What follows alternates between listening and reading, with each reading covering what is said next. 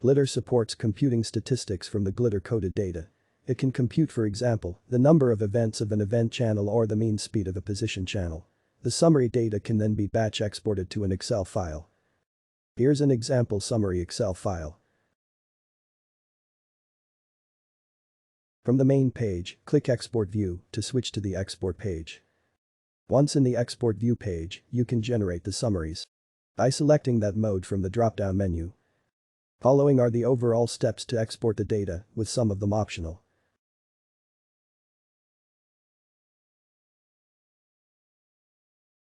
All files in the batch to be processed must contain similar data channels. Otherwise, they must be exported in separate batches. Any one file from the batch must initially be selected as a template. This template file will be used to create summary measures using the channel names in the file and then applied to all the files in the batch. Select this file here.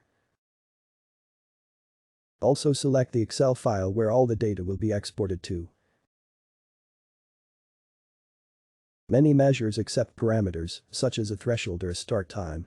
Some of these parameters can be given global default values shared across all measures that use them. This section lists all these optional parameters, as well as an explanation for each parameter. For example, the end parameter can be set to 2. Then, only the first 2 seconds of the video will be used in the data summaries. Other parameters are specific to individual measures and cannot be given global default values. This section lists all these parameters and an explanation for them.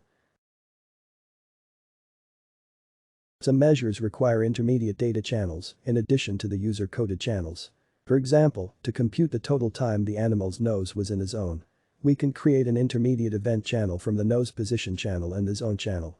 This channel would be active whenever the nose is in the zone.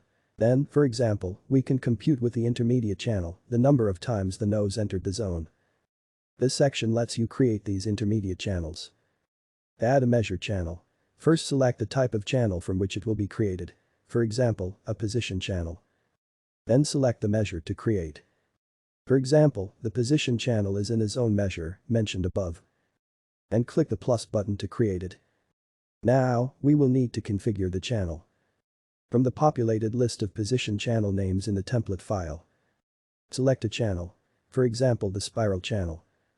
Then, expand the channel options to show the documentation for the channel, as well as to configure any channel parameters. For example, from the list of zone channels, select and add the circle channel. The intermediate channel will now create an event channel that is active whenever the spiral channel is within the circle zone. Finally, give the new intermediate channel a unique name. Glitter supports computing and exporting many common summary measures for all channel types. For example, we can export the mean speed of a position channel, the number of active periods and total active duration of an event channel, or the total area of a zone channel. This section lets you create these summary measures. Add a measure. Select the type of channel to which it will be applied and the specific measure. And click the plus button to create it. This measure will compute the total duration that the specified event channel was coded as active. Next, we need to select the channels for which we will compute this in the report. It will be computed for both the spiral and event channels. You can also optionally add an ID to the measure that will be included with the measure in the report. Finally, you can further configure the measure or read the measure documentation. Next, we will select and add another measure. This measure computes the mean distance between a position channel and the center of a zone.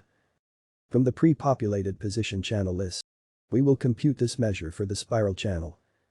For the zone channel parameter, from the data files list of zones, we will select the circle zone.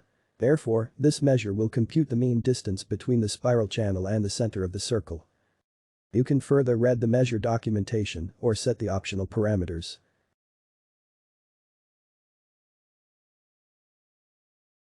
Once we configured the measures, we can select the files in the batch.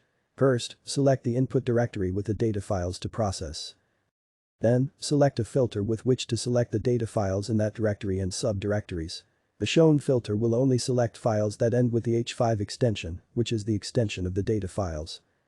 Finally, click refresh. Glitter will now list all the matched files that are to be processed.